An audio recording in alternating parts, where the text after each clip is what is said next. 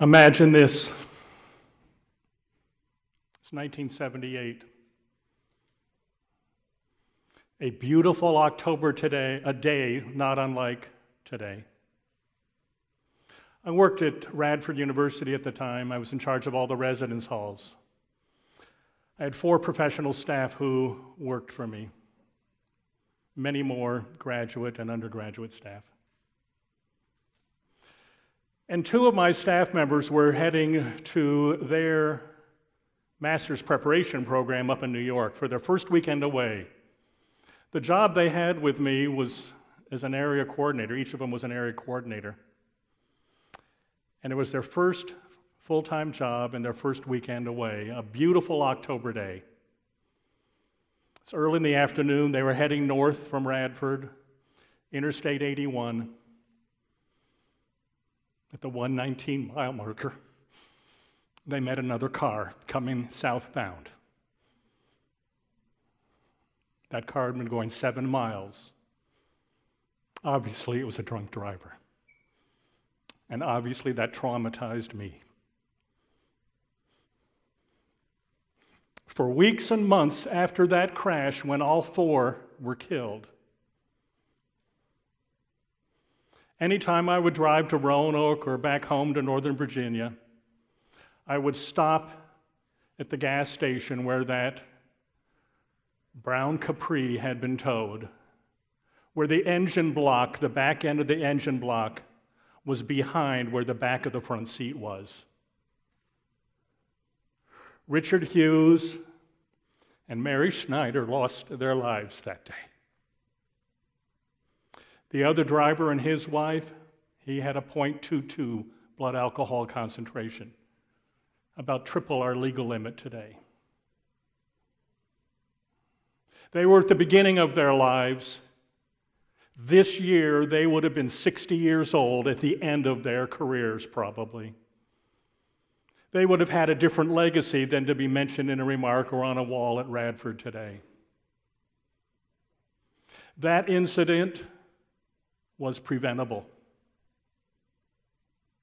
And it's time for substance abuse to graduate.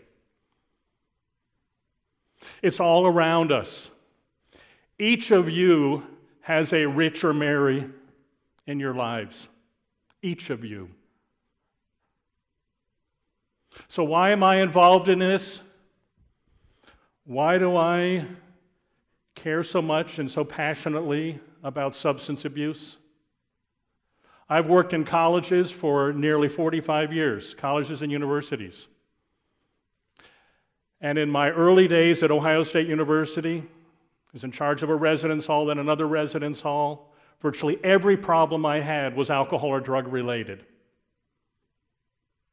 I had the sad misfortune at Ohio State of carrying out a body from my residence hall. It was a drug overdose. The squad did not have its lights on because it didn't matter anymore. Each of us has a Rich or Mary in our lives. And it's something that we hope we can graduate now. What I hope to share with you today is some potential strategies. I believe if we have the will as individuals and as a culture, there are plenty of ways to help this to graduate. We can do it.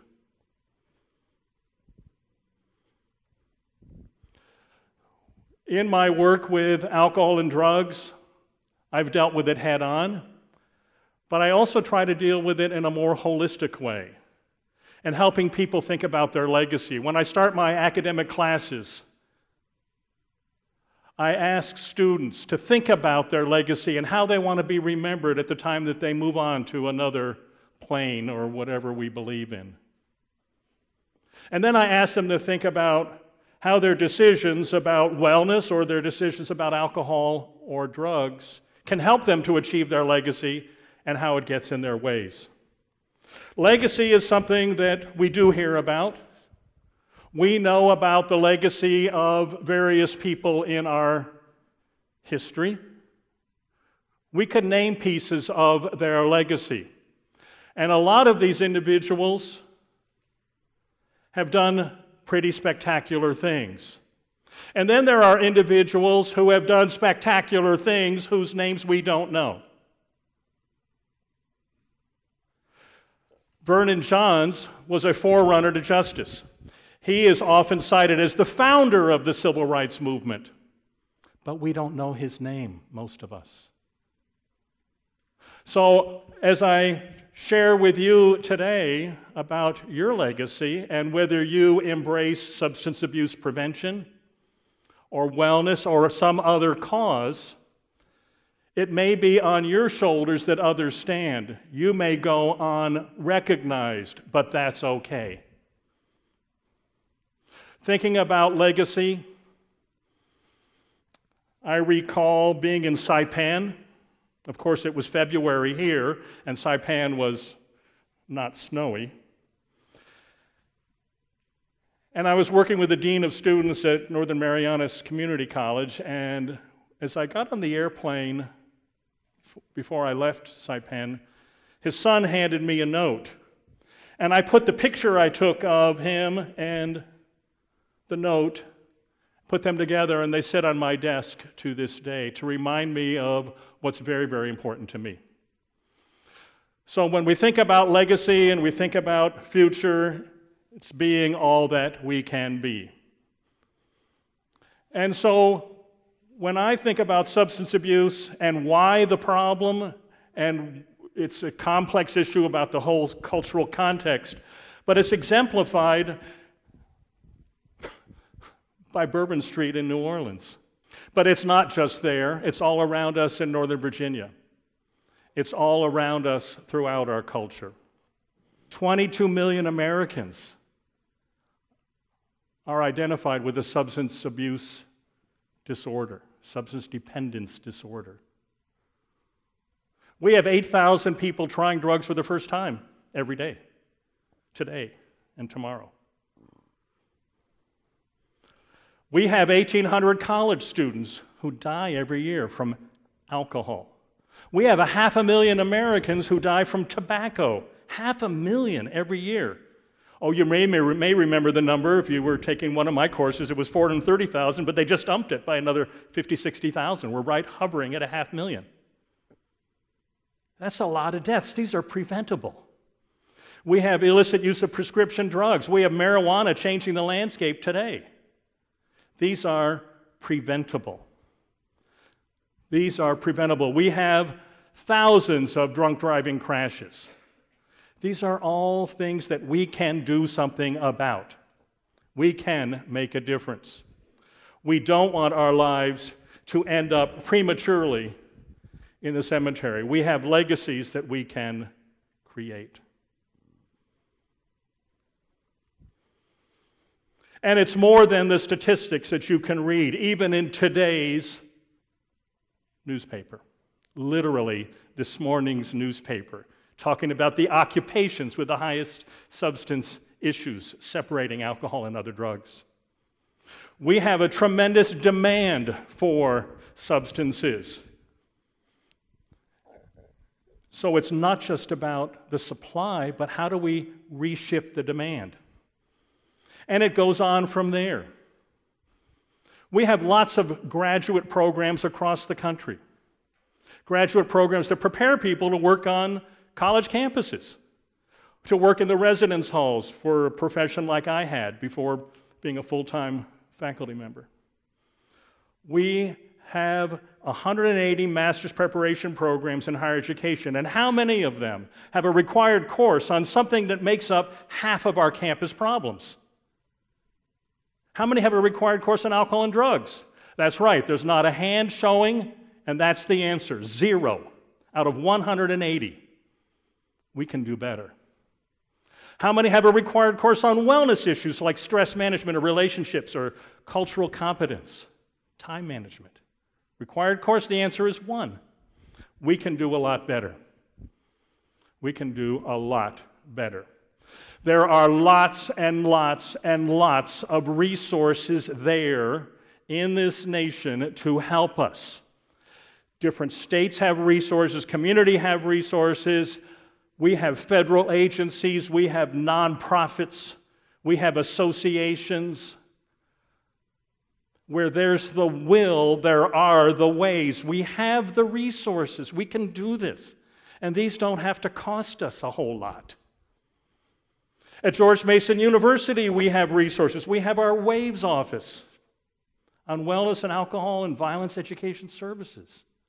They can make a big difference. Lots of opportunities, lots of resources to make a difference. To help us think about our role, your role, I've created something called the percolate-up model. And it starts with a sense of organization and resources, which we have. We have lots of opportunities and lots of resources. And then we have to think about what sort of outcome we want, because that will help guide our strategies. An outcome might be preventing underage drinking. An outcome might be halting someone today from drinking and driving. An outcome might be getting someone into treatment earlier. An outcome might be putting our medications away so that young people don't have access to what's in our medicine cabinets. An outcome might be about illicit drug use. All sorts of outcomes that we can think about. What is it that we are passionate about? Or for you, what are you passionate about? Where can you make a difference? What are you willing to commit yourself to? And then we have something called the root causes. What's really underneath substance abuse? What's underneath substance dependence disorder, often known as addiction or dependence? What's underneath other problems associated with it? And I'll point you to something called Compass that will help us on that. And then, of course, the missing piece is you, and that's harnessing the passion. So we'll come back to that in a moment. First of all, when we deal with root causes and we think of substance abuse, look at the underlying. This was part of a think tank I had the opportunity to be part of. We built something here at Mason called Compass. It's a positive approach. It has 31 topics. And it's trying to deal with what a think tank came up with is a lot of the root causes underneath substance abuse. The root causes. And you think about these issues and that can resonate. So it's an indirect approach, a root cause approach that tries to get at substance abuse. We have a website that has a different topic every day. We have blogs. Again, the 31 topics offered with resources that are available locally, nationally, some quizzes. So lots of opportunities. So how else can we get involved? What is it that we might be able to accomplish? A few samples that I share here come from research I'm doing right now. I'm interviewing people who've been involved with alcohol and drugs as a professional for 30 or 40 years. One person changed their city ordinances. Another person got grain alcohol banned from all their state liquor stores. Someone has helped set up treatment systems around the world. Someone else has helped to get state regulations modified.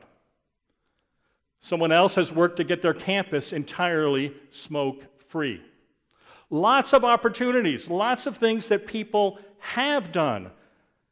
So when we think about harnessing the passion, what is it that you can do? Does it have to be as grandiose as these? Not necessarily. It can be small. It can be interaction with a loved one or person you're concerned about. It can be something for the campus or the community. Dream big. Dream local. Just dream. Dream about what you want to see different. Dream about missed opportunities. Dream about legacies for yourselves and for others. And if it's on substance abuse, great. And if it's on something else, great also. Just recently, our Surgeon General said we need to do more with prevention. That's the focus. More with prevention. Where there's the will, there are the ways.